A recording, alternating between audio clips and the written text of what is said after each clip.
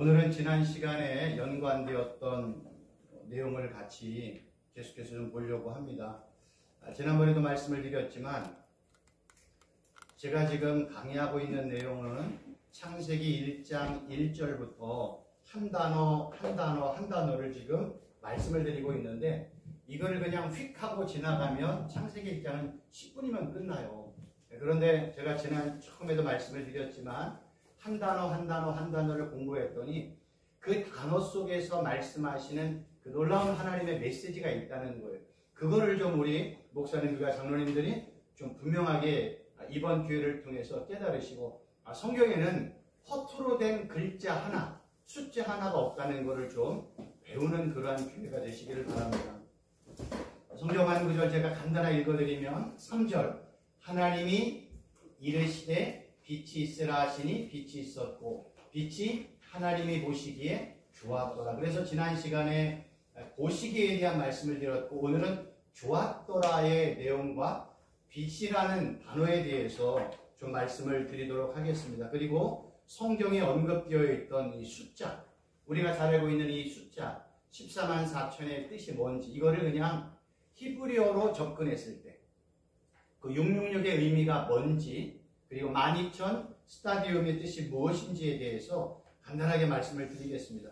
간단하게 말씀을 드려도 이게 그런 내용이구나 라는 것을 충분하게 알 수 있고요. 또 하나는 문자의 의미가 뭔지에 대해서 말씀을 드리도록 하겠습니다. 오늘 내용을 잘 이렇게 배우시면 히브리어라는 의미가 또 히브리어로 성경이 쓰여졌던 당시의 시대적인 배경과 내용을 충분하게 알 수 있고 우리가 성경을 접근할 때 그 또한 큰 도움이 되리라 생각이 되어집니다. 하나님이 오시기에 좋았다.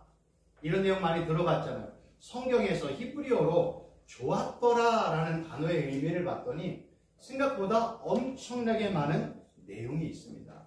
이 좋았더라는 이 단어는요, 그냥 히브리어로 토브라는 단어를 쓰는데 의미를 보면 좋은, 선한, 즐거운, 이익, 번영, 복지, 심지어는요 물질적인 비옥함이나 결실의 축복을 의미를 해요. 이 토브라는 단어가 어떤 때는 창세기 1장 3절에서는 좋았더라 라는 단어 의미로 사용이 되었지만 다른 성경 구절을 봤더니 복이라는 단어로도 설명이 되었어요. 그러니까 성경은 히브리어 토브라는 단어를 한글 성경으로 번역을 했을 때는 어떤 때는 좋았더라 라는 의미로 사용되었지만 또 어떤 부분에서는요 복이라는 단어로 사용을 했어요. 근데 이 토브라는 단어를 히브리어로 보면 이런 단어예요. 몰라도 되는데 의미를 좀 설명을 드리려고 합니다. 이 첫 번째 문자가 테트, 두 번째가 바브, 이거 세 번째가 베트인데 이 히브리어는요 나중에도 설명을 드리겠지만 한 문자에 숫자의 의미가 있고요 뜻의 의미가 있고요 음가의 의미가 있어요. 그래서 이 테트라는 단어를 봤더니 뱀, 진리, 방패, 보호라는 의미가 있고요. 그 다음에 바브라는 거는 갈고리처럼 생겼잖아요. 그래서 갈고리, 연결, 매달림, 연합, 결합의 의미가 있고요. 요거는 이제 베트거든요. 이 베트는 집이나 성전이라는 의미로 사용을 합니다. 히브리인들이. 그래서 이 토브라는 단어의 의미를 볼 때 그냥 좋았더라 라는 의미도 있지만 요 한 단어의 뜻과 의미가 있기 때문에 토브하면 이 사람들이 이렇게 생각하는 거예요. 히브리인들은요. 하나님의 성전과 진리로 연결되어 있다. 이 단어가요. 또는 방패와 성전은 결합되어 있다. 이런 의미로 토브를 이해를 한다는 거예요. 왜 그러냐면 하나님의 성전만 성도들을 보호할 수 있는 참된 진리와 참된 방패가 된다는 의미를 그냥 한글로 볼 때는 토브, 좋았다의 의미지만 히브리인들, 유대인들, 히브리 문자를 쓰는 사람은 하나님의 성전만이 우리에게 참된 진리를 주고 우리를 진짜 보호할 수 있겠구나 라는 의미로 받아들인다는 거예요. 재미있는 거는요, 제가 이제 좀 지각해서 설명을 좀 그림을 그려왔는데요. 이 구약 성경에 보면 구약 성경의 모든 내용은 성전을 중심으로 움직여요. 그래서 처음에는 성막, 그 다음에 이렇게 성막을 중심으로 하나님이 말씀을 하죠. 그 다음에는 성전으로 내용이 바뀌어요. 성막일 때는 나무로 되어 있잖아요. 그리고 성막일 때는 그렇고 성전일 때는 돌로 하나님의 성전을 짓게 되었습니다. 그리고 이제 이러한 내용이 신약으로 넘어오면, 성전은 신약으로 넘어오면 누구를 얘기해요? 예수님이 그러잖아요. 내가 성전이다. 내가 성전이다. 예수님이 그렇게 말씀을 하세요. 그래서 예수님이 성전인 거예요. 그리고 이제 서신서로 넘어가면 하나님의 영이 거하는 그들이, 고린도전서 3장 16절에 봤더니 성전이 된다 이렇게 얘기하잖아요. 그리고 성전의 내용이 요한계시록에 넘어가면, 요한계시록 새하늘과 새 땅에 가면 성전이 없습니다. 왜 없을까요? 하나님과 예수님이 거룩한 성전이라고 성경에 이렇게 분명하게 기록이 되어 있어요. 그럼 성도는 어떤 위치일까요? 성전이신 하나님과 예수님과 연합된 기둥이라는 의미로 설명이 되어 있어요. 그러니까 우리가 구약과 신약의 내용을 전체적으로 성전이라는 의미로 보면 성막으로 시작되었고 돌로 된 성전으로 되었고, 신약으로 넘어갔더니 성전이신 예수님이 내가 성전이라고 말씀하셨고, 그 예수님이 이제 승천하시고 이제 성령님을 보냈는데 그 성령님이 들어가는 그 성도 안이, 그 성도가 성전이 되어지고, 그리고 마지막 새하늘과 새 땅에 갔더니 하나님과 어린 양이신 예수님이 성전이고, 성도는 어린 양과 하나님이신 성전이신 하나님과 어린 양이신 예수님과 연합된 성전의 기둥이라고 설명이 되어 있어요. 그러니까 성경은 성전으로부터 시작해서 뭘로 끝날까요? 성전으로 끝나는 거예요. 왜냐하면 성경의 관심은요, 성전에 있어요. 성전. 그래서 이러한 내용이 중요하다는 것이고, 또 하나는요, 아까 이 토부라는 단어가 이런 의미가 있지만, 이 토부라는 단어가요, 하나님과 연관되어 사용이 되어지고, 이 단어는요, 하나님을 선하시다, 하나님은 하는 모든 일들이 선하시다, 이런 의미로 설명을 하고 있어요. 그래서요, 성경에서는요, 하나님이 하시는 모든 일에는요, 무조건 선해요.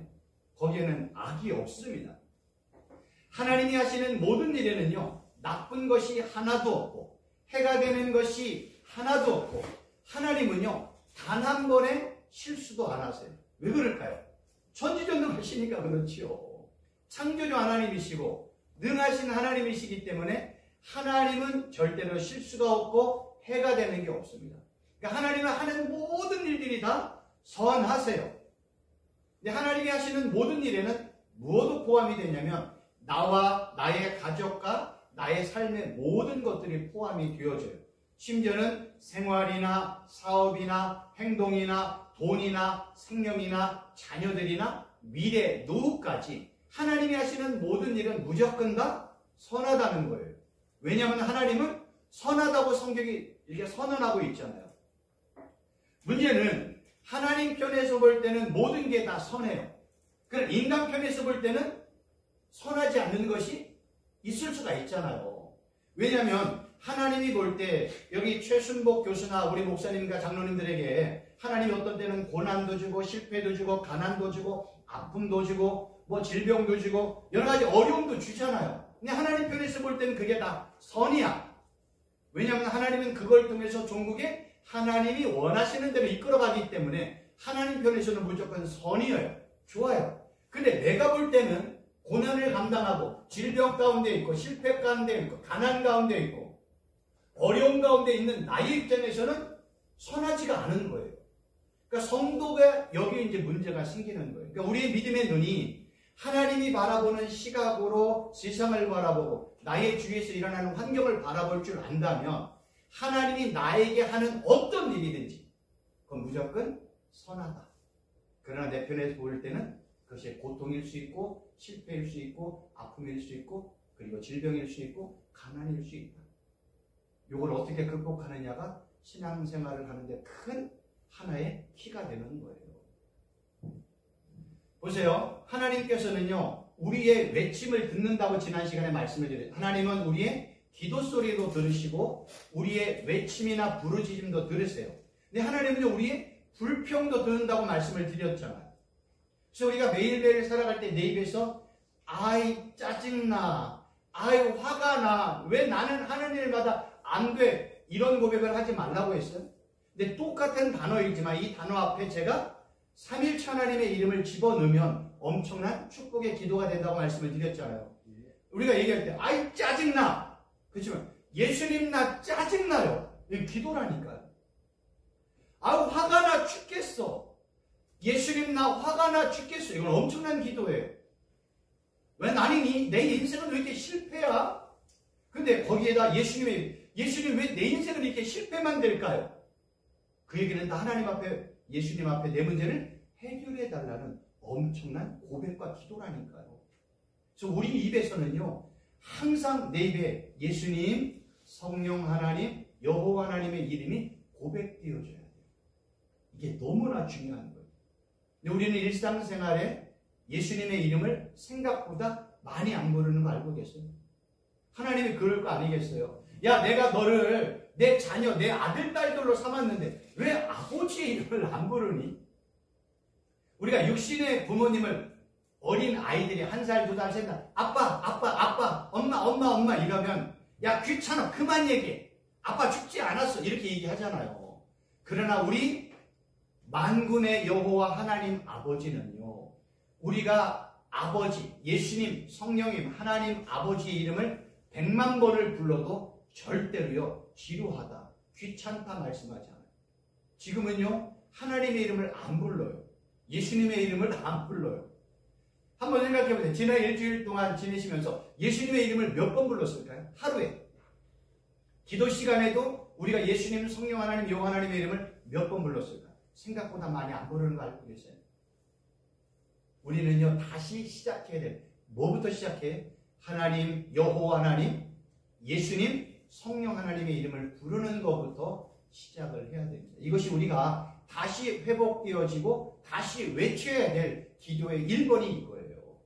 근데 우리는 다른 것을 지금 쫓고 있어요.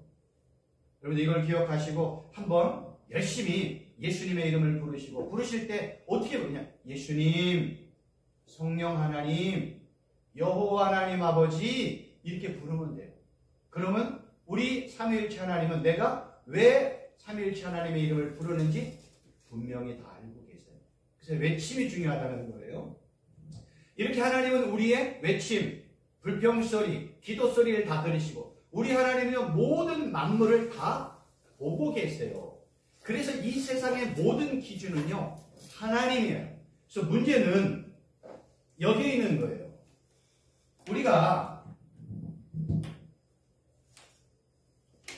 하나님, 예수님 이렇게 쓰고요, 여기에는 나가 있어요. 결국 이 싸움인 거 알고 계세요? 성도는요, 매일매일 내 눈과 내 귀와 내 모든 것을 하나님과 예수님께 고정하느냐, 아니면 그것이 나에게 집중되어 있느냐가 관건인 거예요. 보세요. 하나님과 예수님이 보시기에 뭐가 해요? 좋아야 돼요. 근데 내가 보기에 좋으면 안 돼요.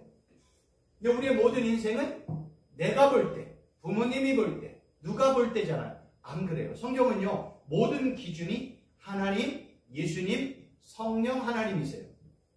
그래서 하나님이 보시기에 좋아야 돼요. 내가 볼 때 좋으면 망해요.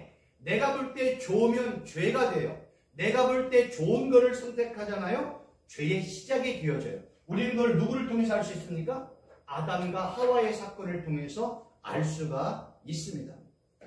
우리 잘 아는 성경 구절 있잖아요.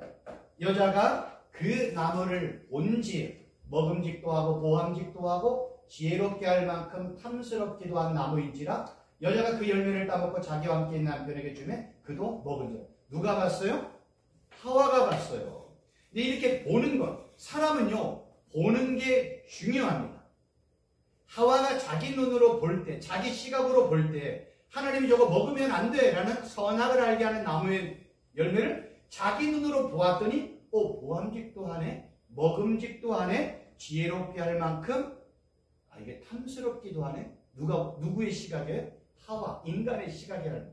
이거를 지금 성경은 얘기하고 싶은 거예요. 하나님이 볼 때 그거는 죄야, 불순종의 시작이야 라고 말씀을 했는데 인간의 입장에서 그거를 똑같은 걸 봤더니 그거는 보암직도 하고 먹음직도 하고 지혜롭게 할 만큼 탐스러웠다라고 성경은 증거하는 겁니다. 결국 이 얘기하고 싶은 거예요. 하나님이 보시기에 피조물들은 좋은 것을 선택해야지 사람이나 인간이 볼 때 피조물은 좋은 것들을 선택하면 안 된다고 성경은 처음부터 증거하고 있어요. 왜 그럴까요? 성경에는요, 마지막 세상의 종말이 오면 옛 하늘과 옛 땅은 사라지고요, 새 하늘과 새 땅이 온다고 얘기하잖아요. 지금 우리가 살고 있는 이 모든 것들은 다 옛 하늘과 옛 땅에 속하는 것들이에요.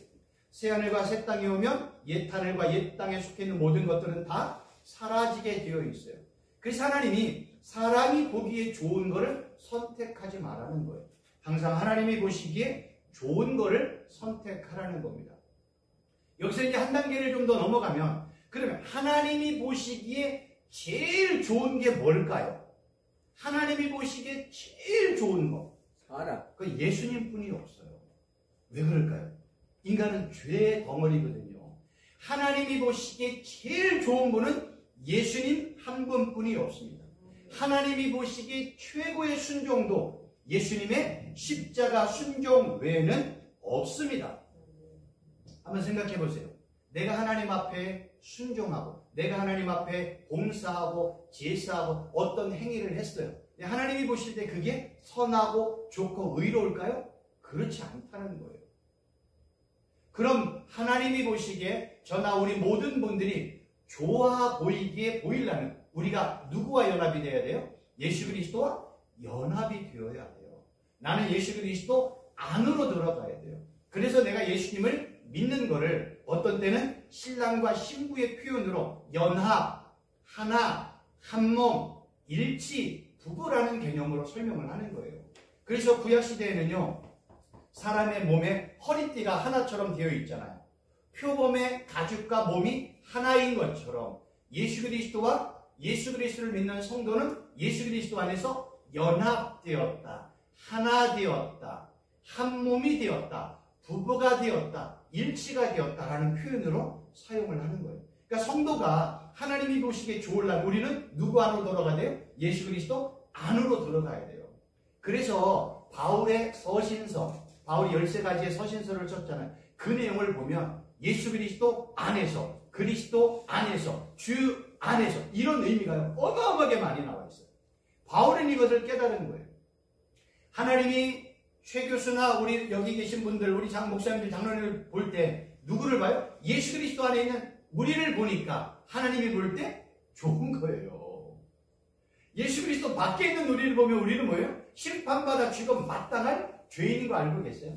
그래서 우리는 항상 예수 그리스도 안에서 봉사하고, 예수 그리스도 안에서 예배하고, 예수 그리스도 안에서 섬기고, 예수 그리스도 안에서 사역하는 거예요. 아니면 다른 표현으로 예수님과 함께 봉사하고, 예수님과 함께 사역하고, 예수님과 함께 하나님 앞에 나아가는 거예요.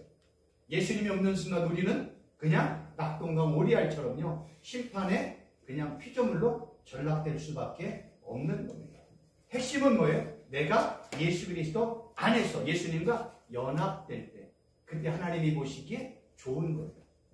그러니까 하나님은요, 하나님이 볼 때 제일 좋은 예수님 외에는 없어요. 하나님이 볼 때 제일 좋은 순종은 십자가 순종 외에는 없어요. 그래서 우리가 하나님 앞에 순종하고 봉사하고 어떤 일을 하면 다 예수님과 함께 예수 그리스도와 연합되어서 이 일을 하는 거라고 기억을 하시면 좋을 것 같습니다.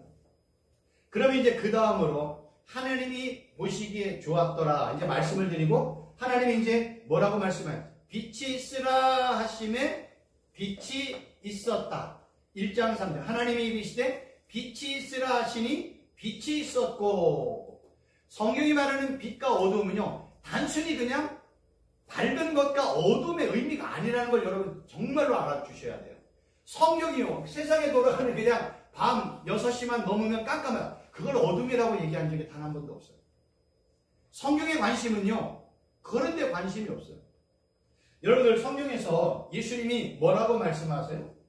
구약에 있는 이건 좀 이따 말씀을 드리겠는데 다시 말씀드리면, 우리가 사역자들이 사역을 할 때 어떤 성경에서 나오는 단어를 은혜를 받고 깨닫느냐에 따라서 그분의 사역이 완전 달라져요. 그러니까 성경 66권에서 뭔가 하나의 단어나 문장이나 사역이 나와야 돼요. 모든 분들에게 마찬가지예요. 근데 성경을 통해서 내가 성경 66권을 다 읽고 수십 번 읽고 그 성경을 통해서 성령 하나님이 나에게 말씀하시는 것이 무엇이냐에 깨달아서 그분의 사역이 완전히 달라져요. 어떤 분은 성경을 통해서 기도를 발견하고, 어떤 분은 말씀을 발견하고, 어떤 분은 선교를 발견하고, 어떤 분은 봉사나 사역이나 여러 가지 많은 것들을 하고, 진짜 가난한 사람을 돕는다든지 이런 모든 것들이 성경을 통해서 나와야 돼요. 근데 예수님이 뭐라고 말씀하시냐면 구약에 있는 모세오경, 창출내민시, 시편, 그 다음에 선지서는 다 나를 증거하는 거라고 예수님이 말씀하셨어요. 그러니까 구약의 모든 내용의 핵심은 예수님이에요.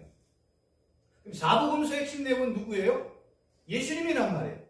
사도행전의 핵심은 예수님을 만났고 보았고 경험했던 증인들이 온 천하 만민 가운데 다니면서 증거했던 내용들이 사도행전이에요.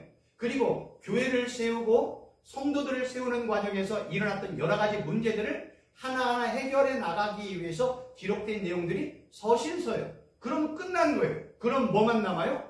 요한계시록만 남는 거예요. 요한계시록의 모든 핵심은 어디 있어요? 예수님이에요. 그래서 최순복 교수는요, 성경을 통해서 제가 깨달은 건 뭐냐면 성경을 집약하고 압축해서 한 방울의 물로 똑 떨어졌을 때 저에게는요, 예수라는 단어가 저한테는 떨어졌어요. 그래서 저는 예수님만 증거하고 싶은 거예요.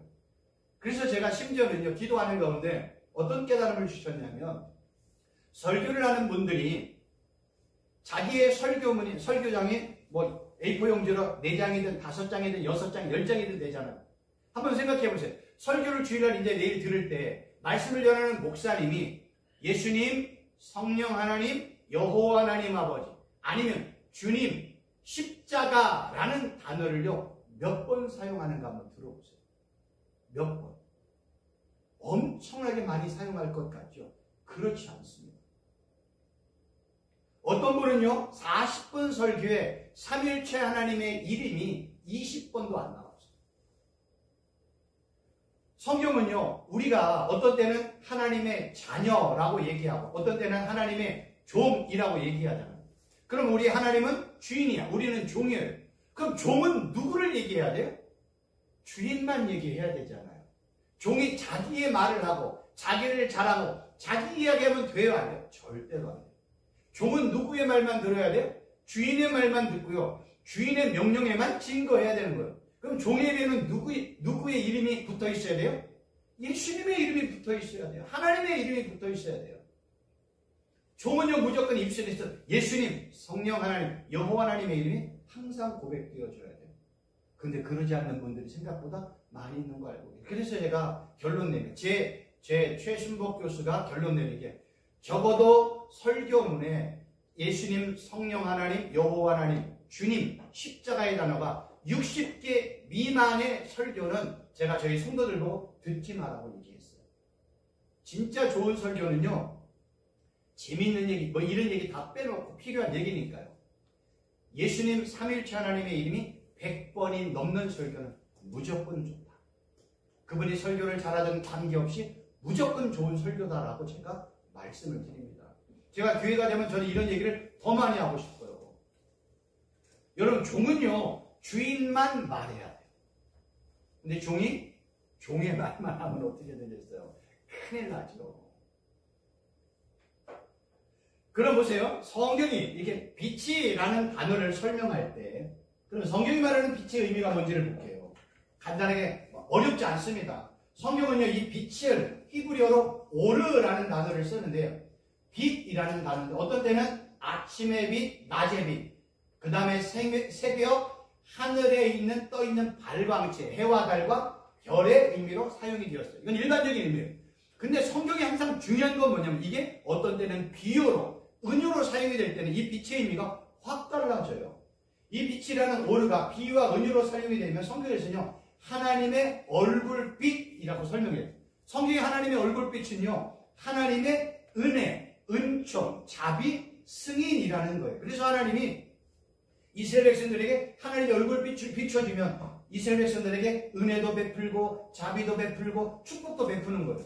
근데 하나님의 백성들이 하나님을 떠나 우상을 숭배하는 그런 하나님의 얼굴을 돌리세요. 그러면 하나님의 얼굴을 돌렸다는 건 여기에 하나님의 징계, 저주, 심판이 임하는 거예요. 그래서 이 편의 기자들이나 하나님의 종들이 하나님이여 우리에게 얼굴을 비춰주세요. 내가 하나님의 얼굴을 사모하나이다. 내가 하나님의 얼굴을 기다리나 라는 것은 다 하나님의 은혜와 축복, 기대 이런 것들을요 소망하는 기도의 내용인 거예요. 그런데 성경은 이렇게 빛이라는 단어를 썼는데 요한복음에 갔더니요 예수님을 요한 사도가 뭐라고 증거했어요? 참 빛이라고 얘기를 했어요. 참 빛.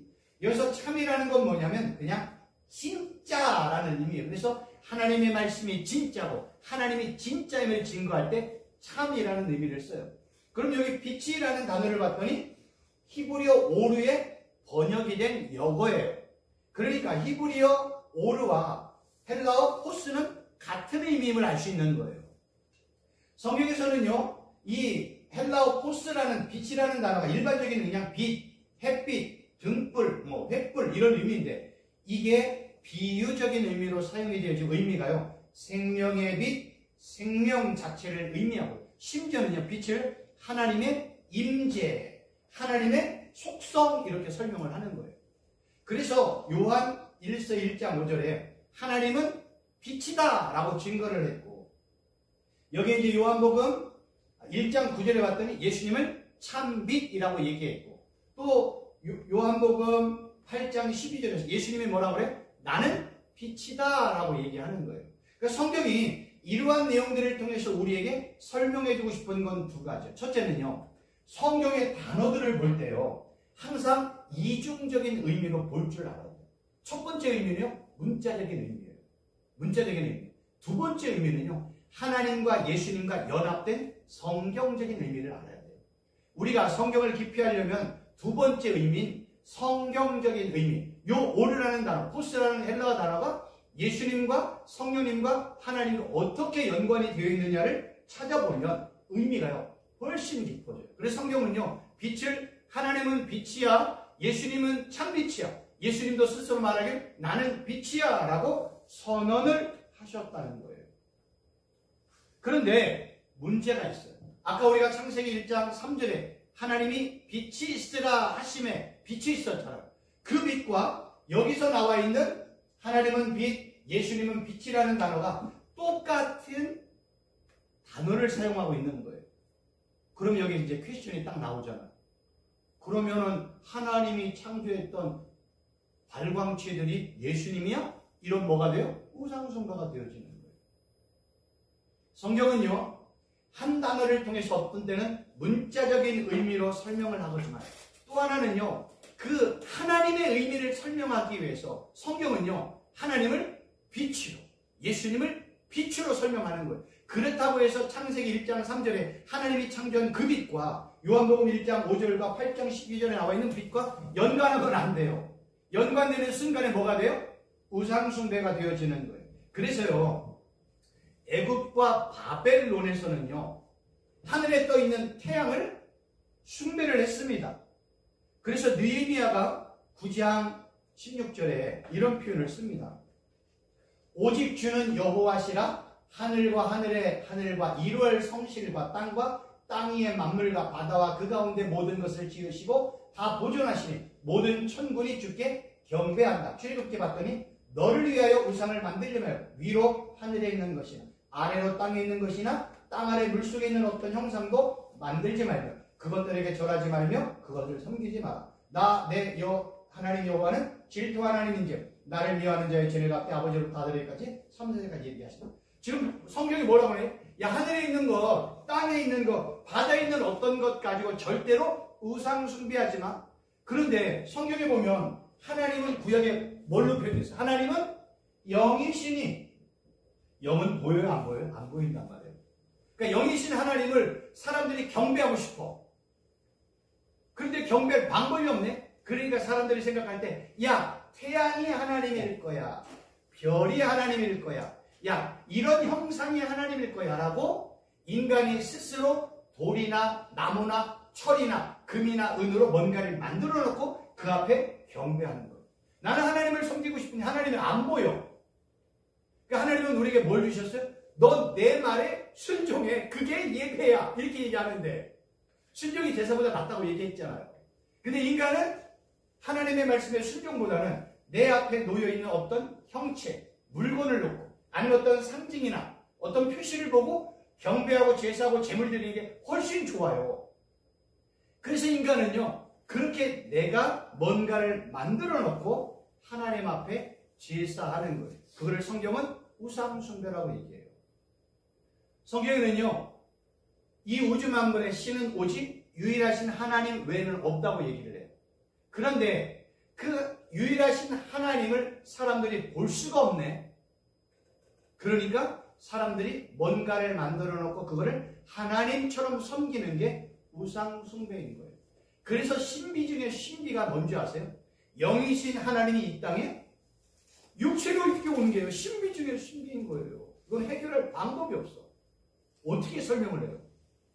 그 영이신 하나님이 2000년 전에 이 땅에 육체를 입고 오셨어요. 그러니까 인간의 상식으로 볼 때는 어떻게 보이지 않는 하나님이 보이는 하나님으로 오냐? 믿을 수 없다. 그래서 여러 가지 많은 학설과 사설이 많이 나오고 그래서 이단들이 나오기 시작합니다. 왜요? 인간의 관점, 인간의 생각, 지혜로 보니까 이해가 안 되는 거예요. 그래서 야, 이건 하나님이 하나님의 영이 갑자기 들어갔다고 죽을 때 하나님이 이런 엄청난 이런 이단들이 나와서 말하기 시작합니다. 우리는 뭐예요? 하나님이신 예수님이 이 땅에 성육신 하신 걸 그냥 믿는 거예요. 그래서 믿음이라는 게요, 세상 사람이 볼 때는 얼토당토 않는 가치만 우리는 그 예수님을 믿는 게 전혀 문제가 안 돼요. 왜요? 우리 안에 성령 하나님이 그 사실을 분명하게 우리에게 고백할 수 있도록 믿어질 수 있도록 우리를 돕고 계시기 때문에 그런 거예요. 그래서 제일 신비 중의 준비는요, 영이신 하나님이 육신을 입고 이 땅에 오신 거예요.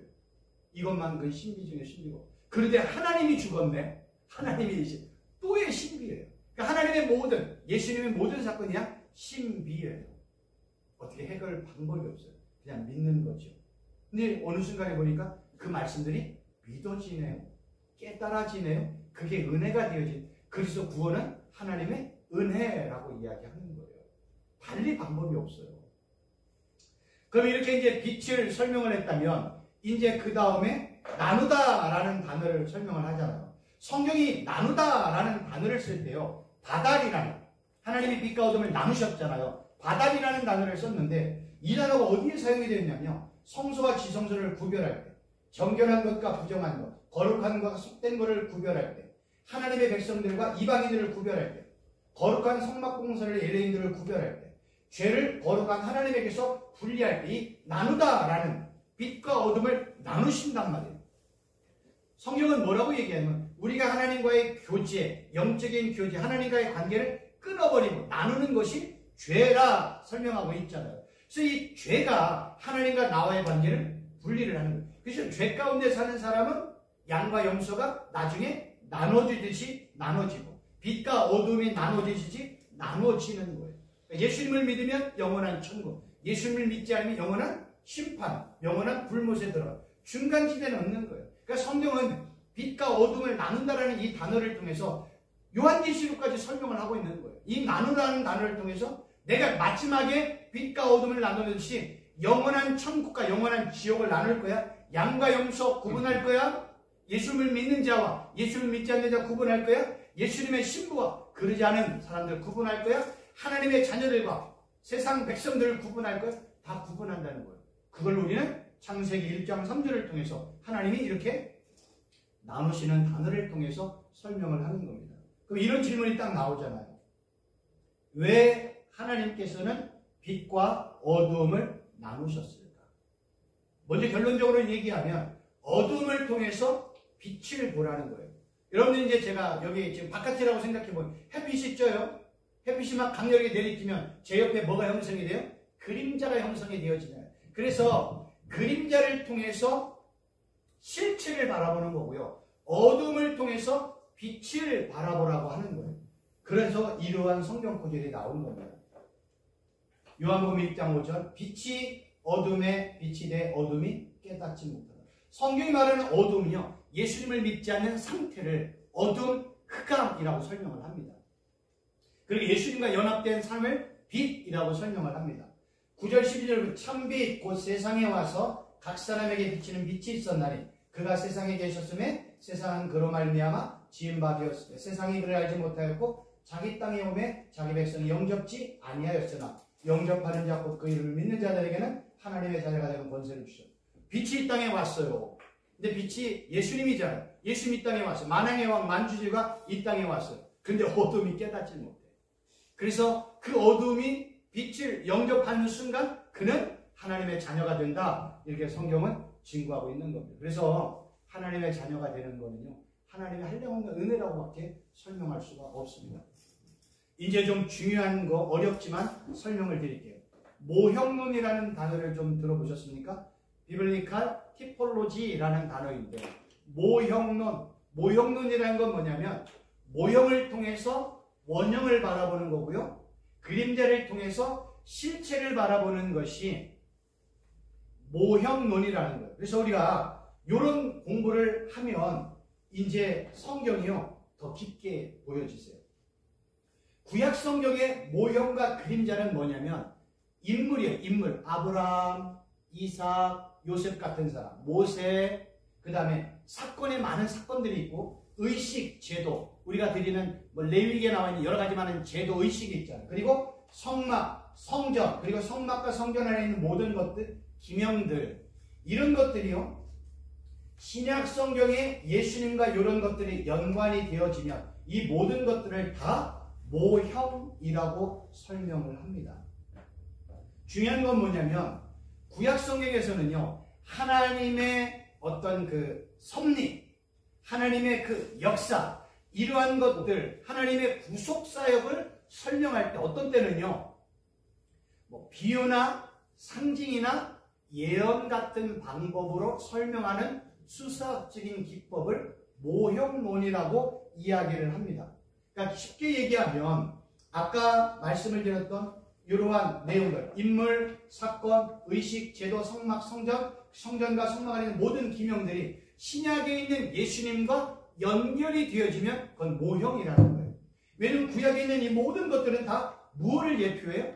예수 그리스도의 십자가 사건과 예수님을 모형하고 있다는 거예요. 그래서 구약에는 예수님이 이사야나 예레미야 선지자를 통해서 야 이게 언제 진짜 메시아가 올 거야, 계속 구약에서는 설명만 하잖아요.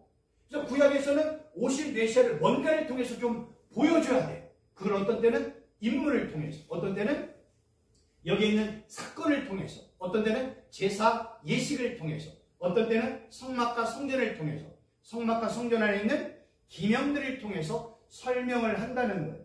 설명을 드리면 이런 거예요. 우리가 아까도 말씀을 드렸지만 어둠을 통해서 빛을 바라보라고 빛과 어둠을 분리했듯이 돌로 지은 성전, 천으로 지은 성막을 통해서 성전이신 예수님과 그리고 새하늘과 새 땅을 바라보게 하셨다는 거예요. 또 하나는요, 성막을 보면 우리가 예수님의 십자가 사건을 보여준다고 얘기해서 우리는 성막을 통해서 예수님의 십자가 사건을 볼 수 있고요. 또 하나는요, 희생제사를 통해서 어린 양이 제물을 드리는, 매일 아침마다 드리는 제물을 통해서 우리는 어린 양이신 예수님을 바라볼 수 있고요. 또 하나는요, 광야 같은 이 세상을 통해서 우리는 새하늘과 새 땅인 하나님의 나라, 도성, 새 예루살렘을 바라볼 수 있고, 구약에 보면 만나가 있잖아요. 만나가 요한복음에 나왔더니 예수님이 뭐라고요? 내가 만나야, 이렇게 얘기하잖아요. 내가 생명의 떡이잖아. 너희들 구약에서 하늘에서 내려온 만나 먹고 다 죽었잖아. 나는 하늘에서 내려온 자야. 나는 하늘에서 내려서 너에게 생명의 떡을 주고 생수의 말씀을 주는 자야. 이렇게 설명을 하잖아요. 그러니까 구약의 만나는 신약의 예수님을 모형하고 예표하고 있는 거고요. 그리고 광야에서 높이 들린 장대가 있잖아요. 그 장대를 가지고 예수님이 뭐라고 그래요? 내가 높이 들린 예수님이야. 그래서 구약의 높이 들린 장대의 사건이 예수님의 십자가 사건을 모형한다, 예표한다는 거예요. 핵심은 뭐냐면 구약의 모든 내용이 다 누구와 연관이 돼야 돼요? 예수님과 십자가와 연관이 돼야 돼요. 핵심은 예수님과 십자가가 핵심이에요. 그래서 예수님과 연관된 사람, 사건, 인물, 제사, 성막, 성전, 성전에 있는 기명들 다 예수님과 연관이 되면 그건 다 예수님을 모형하고 있다, 예표하고 있다, 이렇게 얘기하는 거예요. 그래서 모형을 통해서 누구를 바라보라고? 진짜 실체이신 예수님. 그림자를 통해서 진짜 실체이신 예수님. 모형을 통해서 진짜 원형을 바라보라고 성경은 이렇게 모형에 대해서 설명하고 있어요. 이 모형은요, 히브리서 11장이나 12장에 몇 단어 나와요. 모형, 원형, 그림자, 실체, 이런 식으로 설명하고 있습니다.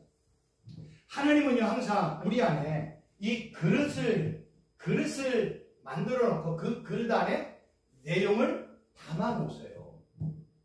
항상 하나님은요, 이 그릇 안에다가 내용을 담아놔요. 근데 사람들은 뭐만 볼까요? 이 그릇만 봐요. 겉만 봐요. 아니에요. 그 그릇 안에 있는 내용을 바라볼 줄 알아요. 그래서 우리는 그릇도 보고 내용도 바라볼 줄 알아요. 그래서 모형을 통해서 원형이신 예수님, 그림자를 통해서 실체이신 예수님을 바라볼 줄 알아야 돼요. 그러니까 구약의 모든 내용은 다 예수님에 대한 내용이구나. 구약의 다 모든 내용은 예수님의 십자가에 대한 내용이구나. 이런 걸 깨달으면 구약과 신약이요, 한눈에 다 열려지게 되어지는 겁니다. 그래서 그거를 공부하는 첫 번째 그 발걸음이 모형론이라는 이 내용만 아시면 돼요. 이 책 안 읽어도 돼요. 이 내용만 분명하게 깨달으면요, 그냥 다 알아요. 그러니까 구약에 있는 모든 내용이 다 예수님과 연관해, 그 모형이구나. 그 구약에 있는 거는 그 모형을 통해서 신약이신 예수님의 원형, 실체를 설명하고 있는 수사학적인 기법이다. 이렇게만 알면 되고요. 이제 빨리 넘어가서 숫자에 대해서 좀 설명을 드리도록 하겠습니다. 이 숫자라는 단어는요, 어려운 건지 알지만 그냥 듣고만 이해를 하세요. 여기 보면 히브리의 첫 번째 글자가 알레프라는 단어예요. 근데 이 단어가 첫째 1이라는 의미가 있고요, 1000이라는 의미가 있어요. 근데 이 단어는요, 뜻이 있어요. 황소나 하나님이라는 뜻이 있어요. 그 음가는 이응이에요. 두 번째 단어가 베트라는 단어인데 숫자는 2예요. 그러니까 첫 번째 문자, 두 번째 문자. 이거는 집이라는 의미도 있고 성전이라는 의미도 있어요. 그래서 히브리어 단어를 보면요, 보일까 모르겠지만 이렇게 되어 있어요. 첫 번째 단어가 이응이고요, 숫자는 1과 1000이에요. 그 다음에 베트라는 단어가 2인데 이거는 집, 성전의 의미가 있어요. 이런 식으로 23가지 단어에 의미가 있고 숫자가 있고 뜻이 있어요. 그래서 우리는 히브리어 문자를요, 표의 문자라고 얘기해요. 한자가 표의 문자잖아요. 그래서 한자 이름을 쓸 때 제가 제 이름이 원래 제 이름이 최인규입니다. 어진인자에 별교자를 쓰는데 이 뜻은 두 사람이 큰 땅을 소유한다는 의미예요. 한자로 풀이하면 이런 식으로 히브리어 한자의 의미를 따져서 그 뜻을 보면 아까 얘기했던 우리가 토브라는 단어가 그 성전과 방패의 의미가 있듯이 히브리어 단어 한자 한 전화가 그런 의미가 있다는 거예요. 여기서 이제 중요한 게 뭐냐면 성경에 보면 하나님께서 뭘 만들지 말라고 그랬어요? 형상을 만들지 말라고 그랬잖아요. 형상이라는 건 이런 거예요. 소의 형상, 그 다음에 동물의 형상, 호랑이의 형상, 부형의 형상, 그거 만들지 마. 왜? 그거 우상이니까. 그래서 히브리인들이 형상을 안 만들었고 뭐만 만들었어요? 머리만 땄어요. 머리만. 모양, 이미지만 딴 거예요. 이 소를, 왜냐하면 애굽에는 황소가 신이었잖아요. 그래서 애굽에서 이 출애굽할 때 사람들이 모세가 이제 하나님의 말씀을 받으러 올라갈 때 아론을 주셔서 만든 게 소란 말이에요. 그래서 하나님은 너 형상 만들지 마. 그리고 구약시대에는요, 몸에다가 동물의 형상을 하는 거는 여러 가지 의미가 있어요. 그거 형상 그리지도 마. 그러니까 형상을 안 만들고 뭐만 만들었어요? 이미지만 만들었어요. 그래서 이 소의 이미지가, 그러니까 이건 소의 이미지가 되잖아요. 시간이 지나면서 소를 이런 식으로, 그리고 소의 얼굴, 양쪽의 눈을 이런 식으로 했어요. 그러다가 우리가 아까 했던 알레프라는 단어가 여기서 나온 거예요. 그리고 이 단어에서 영어 A라는 단어가 나온 거예요. 소의 이 모습을 우리가 A가 되잖아요. 그죠? 그 양쪽에는 뭐가 돼요? 눈이 되는 거예요. 그래서 하나님이 형상을 만들지 말라고 명령을 했기 때문에 사람들이 이미지를 만들어가지고 거기에다가 문자를 만들기 시작한 히브리의 첫 번째 문자가 바로 알레프라는, 아까 알레프라는 요 단어. 그래서 요거는 뭐처럼 생겨요? 소의 여기 콧날, 그리고 양쪽은 뭐예요? 눈 만든. 그래서 이게 형상이 그렇게 되는 거예요. 히브리의 첫 번째 문자가. 그래서 이런 히브리의 첫 번째 문자가 시간이 지나면서 이렇게 변천을 해가지고 이런 식으로 만들어 결국 영어의 A까지 나오게 된 단어라는 거예요.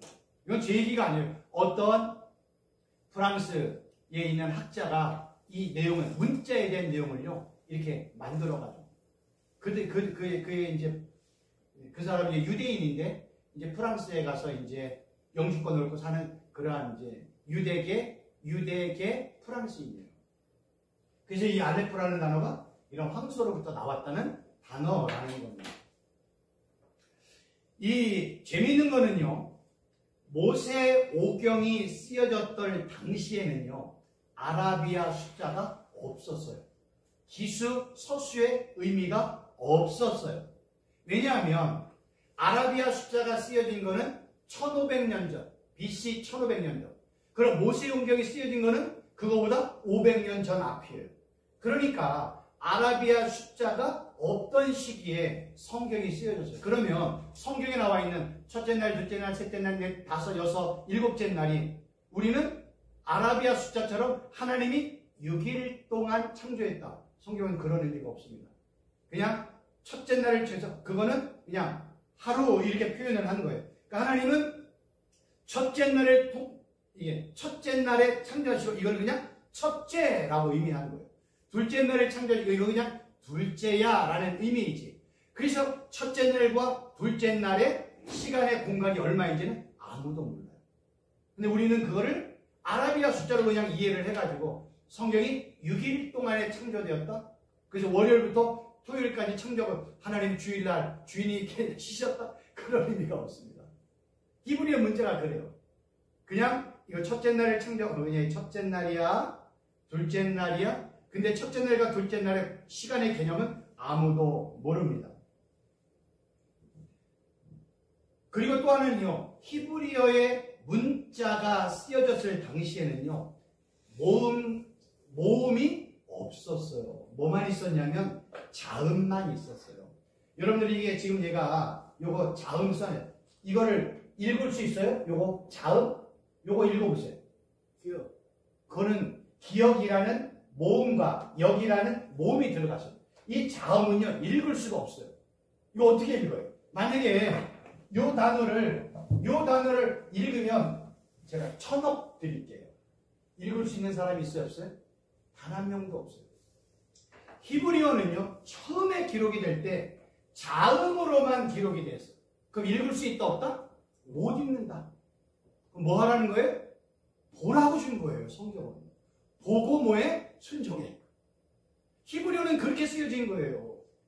그러다가 7세기에서 11세기에 마소라 학파라는 사람들이 우리가 알고 있는 A, E, I, O, U라는 이 모음을 집어넣어서 그때부터 여기에 이런 모음, 점점점 같은 거 있잖아요. 이런 모음들이 있어요. 성경이 처음으로 주어졌을 땐 자음만 있어요. 자음은 읽을 수가 없어요. 그냥 보는 거예요. 성경은 보라고 준 거예요. 그리고 나중에 마소라 학파가 여기에 모음을 집어넣었습니다. 그리고 또 하나는요, 아까 이 처음에 모세오경에 쓰여졌을 때는요, 그냥 이런 단어 4, 5, 6, 7, 8, 9까지 있었어요. 그리고 이제 나중에 요 0이라는 단어도요, 인도에 있는 오캄이라는 스승이 0이라는 이런 무한대의 숫자를 집어넣고 그때부터 이 단어가 무한대까지 간 거예요. 그 전까지는요, 제가 적었는가 모르겠는데 이런 의미였어요. 이런 의미. 여기 보세요. 이거는 그냥 인터넷에 보면 다 찾을 수 있어요. 옛날에 이런 식으로 9까지만 있었어요. 그러다가 오캄이라는 그 스승이, 제가 여기 적어놨는가 모르겠는데 0이라는 숫자를 집어넣고 그때부터 무한대라는 이제 숫자의 의미가 사용이 되어졌던 겁니다. 그 전까지는요, 그냥 9개. 네, 1도 그냥 뭐예요? 이거 그냥 이걸로 하자. 2개 놓고, 이거 그냥 이걸로 하자. 이런 의미였지, 우리가 알고 있는 기수서수의 의미가 없었다는 거예요. 물건을 나눌 때, 그냥 내가 이거 2개 줄게. 너 이거 이렇게. 그래서 물물 교환할 때, 내가 요만큼 줬으니까 너도 요만큼 줘. 이런 의미였다는 거예요. 그러다가, 나중에 이 단어가 이제 그 0이라는 인도의 오캄이라는 그 학자 스승이 0이라는 하나의 단어를 발견하고 거기에다가 이제 0을 집어넣은 의미가 확 달라지기 시작하는 거예요. 그래서 인도에서 이게 이제 유럽으로 넘어갔고, 그래서 우리가 알고 있는 그 아라비아 숫자를 원래는 인도 아라비아 숫자라고 설명을 하는 이유가 여기 있는 거예요. 그러면 이제 뭐 간단하게 한 5분 정도만 말씀을 드리고 마치도록 하겠습니다. 우리가 잘 알고 있는 14만 4천이라는 의미를 설명을 할 때 14만 4천을 어떤 이단은 14만 4천 명이라고 이야기를 하잖아요. 그런데 성경에 14만 4천을 14만 4천 명이라고 얘기하면 그들은 진짜 바보 중에 천치 중에 천치예요. 왜냐하면 14만 4천 명만 구원받는다고 얘기하면 구약에 나와 있는 성경만 기록이 돼도 그 숫자는 엄청나게 많이 차지하고 있고요. 아담으로부터 이 이단들이 나오기 전까지 예수 믿고 구원받는 사람을 얘기한다면 그 이단들은요, 단 한 명도 구원 못 받아요. 14만 4천을 14만 4천 명이라고 말하는 순간, 그 성경은 14만 4천 명이라고 말한 적이 단 한 번도 없습니다. 그럼 이 14만 4천을 이해를 하려면 12이라는 단어의 의미를 알아야 됩니다. 성경에서 12이라는 의미의 일반적인 의미는 12, 12예요. 근데 이 단어가요, 도데카라는 단어가 성경에 어디에 쓰였냐면 12제자, 12번째, 12지파, 12문, 12회, 12바구니, 12상, 12사람, 멸이틀. 의미가 있다는 거예요. 성경의 12라는 숫자는요, 이스라엘의 12지파를 의미를 합니다. 근데 이스라엘의 12지파는 역사 속에 나타난 12지파를 말하는 것이 아닙니다. 이 12이라는 12지파라는 의미에는요, 종말론적인 의미가 있기 때문에 12는요, 하나님의 모든 백성들을 의미하고요, 예수님을 믿는 모든 제자들, 교회들, 예수님을 믿는 모든 성도들을 12이라고 이야기를 해요. 그래서 12의 의미는요, 아들의 숫자예요. 아들의 숫자. 12명, 요셉의 12아들이니까요. 그래서 유대인들은 생각할 때 12는 아들의 숫자라는 거예요. 그러면 천국에는 누가 가요? 아들만 가잖아요. 하나님을 아버지로, 나를 아들로 이렇게 연관하는. 천국은 누가 가요? 신부만 가요. 예수님을 신랑, 나는 신부. 천국은 누가 가요? 성전이신 예수님과 연합된 기둥들, 교회의 지체들, 이런 의미로 설명이 되어 있어요. 어떤 데는 성경을 하나님과 예수님은 주인, 나는 종, 하나님은 왕, 나는 백성들, 이런 의미로 설명하고 있어요. 그러니까 성경이 이런 다양한 의미로 설명하고 있는 내용을 인지하지 못하고 내가 알고 있는 한두 가지의 내용으로 성경을 접근하면 하나는 맞고 몇 개는 틀리는 거예요. 그래서 12라는 단어는 12 아들의 의미라는 게 있고요. 이제 조금 이따 또 설명을 드릴게요. 그 다음에 성경에 12,000 스타디움이라는 단어를 혹시 기억나세요? 예루살렘 성전을 측량했더니 요한계시록 21장 16절 17절을 봤더니 이 12,000 스타디움을 1스타디움을요 184점 몇 미터라고 얘기해요. 4미터 또는 어떤 분들은 뭐 192미터라고 얘기해서 12,000 스타디움을 요걸로 해봤더니 약 얼마 정도에 나오냐면 24,000km가 나온다는 거예요. 입방명체. 그래서 예루살렘 성전을요 인터넷에 찾아봤어요. 도움을 주게 한 거지 꼭 이렇지는 않습니다. 입방명체로 나와 있어요. 예루살렘 성전의 크기가. 예루살렘 성전의 크기를 면을 봤더니 몇 개예요? 12개예요. 그래서 성경은 우리에게 12,000 스타디움의 예루살렘으로 들어갈 사람들은 누구다? 12이다. 누구만 들어간다? 아들만 들어간다 라는 의미예요. 그래서 12과 12,000 스타디움을 곱하니까 뭐예요? 144,000이 나오는 거예요. 이것도 조금 억지인 것 같지만 결국 성경이 말하는 예루살렘에 들어가는 사람은 누구예요? 12만 들어가. 12는 누구라고 했어요? 지파의 숫자 또는 아들의 숫자. 내 아들은 누구를 얘기해요? 하나님을 아빠, 아버지라고 부르는 사람. 예수님을 나의 신랑으로 여기는 모든 사람을 12에 포함되는 거예요. 그래서 구약에는 12지파, 신약에는 뭐가 나와요? 12제자, 사도. 요한계시로 했더니 24장로. 다 이 통칭이에요.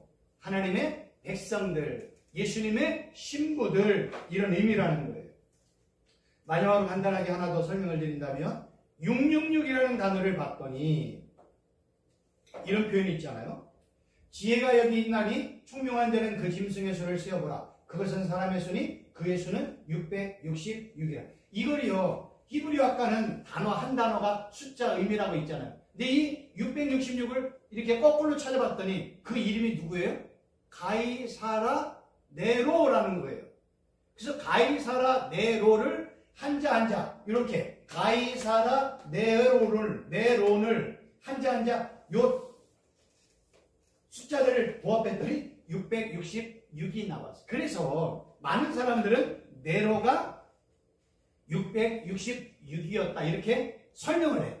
그러나 저는 이거를 그냥 단순히 이렇게 설명하지 않고 이게 숫자로 설명을 하면 성경에서는요 이 히브리인들이 생각할 때 1, 3, 7, 12를 완전수, 영적인 수라고 이야기를 합니다. 그래서 십계명이 완전한 거예요. 점도 흠도 없어요. 그러니까 12를 맞추는 거예요. 아들이니까. 왜 13이 안 돼요? 왜 11을 안 해요? 왜 8을 안 해요? 하나를 붙여. 의는 의미가 없어요. 1, 3, 7, 12는 완전수, 영적인 수예요. 이 완전수에서 하나를 뺐더니 뭐가 돼요? 불완전한 수가 되어지는 거예요. 그 불완전한 수를 성경은 뭐라고 그래요? 짐승의 수, 사탄의 수라고 이야기를 하는 겁니다. 그래서 완전해서 완전을 하나 뺐더니 불완전하네. 그러니까 뭐가 없는 거예요? 완전한 하나, 완전한 그리스도가 없는 거예요. 그래서 완전해서 완전이라는 하나를 뺐더니 불완전한 6이 된 겁니다. 그를 사단의 숫자, 그리스도가 없는 숫자라고 말을 합니다. 근데 6에다가 또 똑같은 걸 하는 뭐예요? 두 번 하는 건 뭐예요? 강조네. 그에다가 또 하나 6을 붙여요. 6은 뭐예요? 3이라는 완전이 되잖아요. 그러니까 완전한 그리스도를 대적하는 자, 적 그리스도, 짐승 이런 의미라는 거예요. 이거를 그냥 666 해가지고 숫자를 집어넣어서 네로가 뭐 적 그리스도다 이렇게 말하는 사람도 있어요. 그러나 성경이 말하는 히브리어 숫자의 의미로 접근했을 때 이렇다는 뜻이에요. 이건 이제 제가 설명을 드리는 거예요. 왜냐하면 제가 숫자라는 히브리어 단어를 공부를 했더니 이런 의미가 있더라는 겁니다. 그래서 이런 의미로 우리가 접근을 해야 되고 144,000도 12,000 스타디움이라는 예루살렘 성전에 아들의 12숫자가 들어가는 그 12는 누구라고요? 예수님을 믿는 모든 백성들, 교회, 하나님의 모든 백성들 천국에 들어가는 거예요. 그런 의미로 접근해야 문제가 없지. 144,000은 144,000명이라고 말하는 순간 해결할 방법이 없는 겁니다. 혹시 질문사항이 있습니까? 뭐 너무 명쾌하게 제가 설명을 드린 아니 말씀. 저는 예. 너무 그냥 속사포로 나가니까 왜냐하면 시간이 얼마 없어서 네, 저한테 주어진 시간. 시간상 이제 그 예. 제약도 있겠지만은 네. 일단은 그 교재 그 내용도 이제 그 다 이렇게 설명은 되잖아요. 예. 그런데 이제 저 그림이나 그 숫자 나오는 저 어떤 프로그램은 조금 인쇄를 좀 복사를 해서 좀 주셔야. 요거는 다 인터넷에서 제가 찾았습니다. 그런데 저희들 나이 많이 먹어가지고 인터넷 못 들어가요 이제는. 그래서 네. 그래서 이제 쉽게 설명하면 네. 천국은 누가 들어가느냐? 아들만 들어갑니다. 네. 그것만 기억하시면 아들은 누구예요? 예수님을 믿는 모든 사람들을 하나님을 아빠 아버지라고 부르죠. 다른 말로 표현하면 천국은 누가 들어요? 예수님의 신부만 들어요. 신랑인 예수님은 한 분, 모두는 다 신부예요. 다른 말로 표현하면 교회의 머리이신 예수님과 연합된 모든 지체들. 성경의 서신서에서는 예수님을 교회의 머리, 예수님을 교회의 몸, 그리고 우리는 모든 지체라고 얘기하잖아요. 요한계시로 했더니 하나님과 예수님이 성전, 그리고 우리들은 지체처럼 성전과 연합된 기둥들, 이런 의미라는 거예요. 그러니까 이런 거는요 다 안 해도 괜찮아. 천국은 아들만 들어가는구나, 신부만 들어가는구나, 하나님의 백성만 들어가는, 그거를 구약에서는 12이라는 12지파 아들의 숫자로 설명했고, 신약 성경에는 예수님의 12사도, 요한계시록 가서는 24 장로의 의미로 설명을 하는 거예요. 아주 간단해요. 이거는 뭐 가서 공부할 것도 없어요. 그냥 아들의 숫자 12이라는 의미만 아시면 됩니다. 또 다른 질문 없으시죠? 너무 명쾌하죠? 아니, 너무 명쾌합니다. 그렇게 제가 하는 것은 이제 저희들은 이제 그 이해도 되고 또 좀 그래서 아까 제가 사셨잖아요. 제 책 거기에 다 있어요. 지금 거기에 내용들 제가 그냥 풀어서 설명을 한 거예요. 그 내용 안에 다 있어요. 맨 뒤에 보면 14만 4천, 666, 12,000 스타디움, 숫자, 문자, 그 뒤에 보면 색인데 있잖아요. 그거 다 돼 있어요. 아주 그 책 정말 좋은 책입니다. 근데 언제 이름을 바꾸셨어요? 제가 김미경 우리 이사장님을 만나고 난 이후에 하나님의 은혜로 최인규 목사에서 최순복 목사로 이름을 개명을 했습니다. 그렇다고 김미경 이사장님이 바꿔주신 건 아니고요. 하나님이 야 너는 내 말에 순종하고 복종하면 복된다 해가지고 순종과 복종으로 제가 이제 하나님의 이름을 바꿨고, 오전에는 이 순종 목사님이 또 강의하시고 오후에는 이 순복 교수가 얼마나 할렐루야 은혜입니까? 아니 가만히 생각하면 정말로 은혜입니다. 할렐루야죠. 뭐 어떻게 순종과 순복이 앞뒤 시간을 맞춰요. 그러니까 여기서 공부하는 분들이 이제 제가 볼 때는 이번 학기는 진짜 대박 나시는 거예요. 여러 가지 책을 읽으시다가 궁금한 점이 있으면 언제든지 강의 끝나고 말씀하시면 제가 성실하게 답변하도록 하겠습니다. 기도하겠습니다. 재밌었죠? 예, 감사합니다. 다음 주도 많이 오십시오. 하나님 아버지 감사합니다. 어려운 창세기 1장을 공부하지만 이렇게 쉽고 재미있고 은혜되게 배울 수 있도록 인도하여 주신 것 감사함을 드립니다. 눈이 많이 왔습니다. 돌아가는 발걸음 안전하게 집에 안착할 수 있도록 하나님 도우시고 은혜 베풀어 주시고, 다음 주일날 더 많은 분들이 함께 모여 하나님의 진짜 말씀이 무엇인지를 하나하나 배워나가는 은혜와 축복을 허락하여 주옵소서. 예수님의 이름으로 기도하옵나이다. 아멘. 수고하셨습니다.